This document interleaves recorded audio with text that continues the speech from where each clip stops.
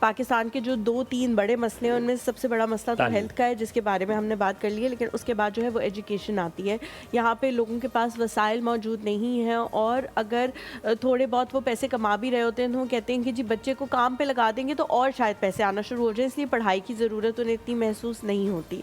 आप किस तरह से लोगों की हेल्प कर रहे हैं बच्चों को पढ़ाने में, या कम से कम इतना पढ़ा देने में कि उनको एटलीस्ट गवर्नमेंट की जॉब्स ही मिल जाए, वो इंटर कर लें, उनको बुनियादी जो भी ज़रूरियात हैं वो पूरी कर सके अपनी, तो उस तरह से किस तरह मदद करें? कोई आपके पास आकर कहे कि हम अपने बच्चे को पढ़ाना चाहते हैं, तब आप उनकी हेल्प करते हैं, या वैसे स्कूल्स या वगैरह? नहीं, हमारे अपने स्कूल्स भी हैं। और मैं एक बात ज़रूर कहूँगा, पता है आपको अच्छी लगे ना लगे, हमारे मुल्क का जो एजुकेशन सिस्टम है ना, इसमें बहुत हमें नुकसान दिया है। एजुकेशन टोटल प्राइवेट हो गई है। बिल्कुल ठीक कह रहे हैं सर। और बकायदा कमर्शियल हो गई है।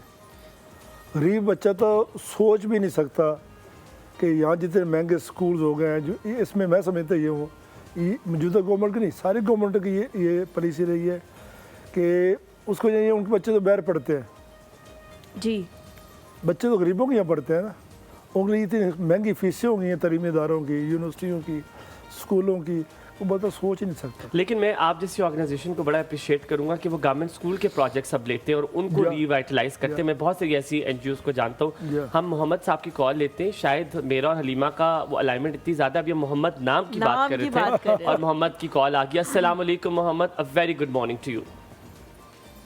वालेकुम सलाम जी, खैरियत से आप? बिल्कुल ठीक है, आप कैसे हैं, तबीयत कैसी है आपकी? जी मैं ठीक हूँ बिल्कुल, और बहुत शुक्रिया आपका, बहुत अच्छे टॉपिक पे आज बातचीत हो रही है।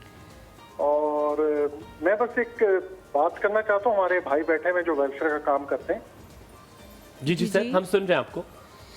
जी मैं ये बताना चाहता हूँ कि देखें, जब भी हम कोई वेलफेयर का काम करते हैं, ये सोसाइटी में आजकल एक बड़ा चैलेंज होता है कि हम किसी के लिए वेलफेयर का काम कर रहे हैं, किसी को मुफ्त सर्विस दे रहे हैं जी। लेकिन मैं ये कहता हूँ कि देखें, जब भी कोई मुफ्त सर्विस लेने के लिए आता है ना, तो वो मल्टीपल किस्म के प्रॉब्लम लेके आ रहा होता है।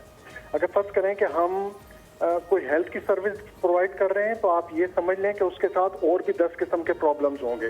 बिल्कुल तो सही मेरे ख्याल में मेरा मशवरा ये है कि हर किसी वेलफेयर इदारे को एक रेफरल सिस्टम मैकेनिज्म बनाना चाहिए, और इदारों को भी अपने सर्कल में लेना चाहिए, ताकि अगर फर्ज करें कि कोई आपसे अगर हेल्थ की सर्विस लेना है, हो सकता है उसके बच्चे की फीस का मसला हो सकता है उसकी बेटी की शादी का इशू हो सकता है उसको राशन का इशू हो सकता है उसकी प्रोटेक्शन का इशू हो। 10 किस्म के प्रॉब्लम होते हैं जब हम बात करते हैं, जी बताना जी जी जी जी जी। तो अगर हम ये होता अमूमन वेलफेयर इदारों का ये माजरत के साथ कि वो चाहते हैं कि हम अपनी दुनिया में काम करें और किसी और को अपनी दुनिया में ना आने दें। ठीक हो गया। तो आपका बुनियादी सवाल क्या है? मैं वो समझने से कासिर हूँ, मेरी शायद इतनी इल्म नहीं है मुझे। वो आपका मेन सवाल क्या है? सवाल नहीं, मेरा तो कमेंट है, आप ये समझ। अच्छा, इट्स अ कमेंट, ठीक है। लेकिन आपने बड़ी अच्छी तरफ से वो उसके ऊपर नजर रोशनी भी डाली, लेकिन thank you very much Mohammed for calling. लेकिन यहाँ पर मैं अपना अगर 2 सेंट्स दूँ तो वो ये है कि देखिए, एक ऑर्गेनाइजेशन का एक डोमेन होता है, एक रिसोर्स होते हैं। जैसे आपके घर के भी एक वसाइल होते हैं ना, ठीक है, वो आप उस रिसोर्सेज में रख कर सारा काम करते हैं।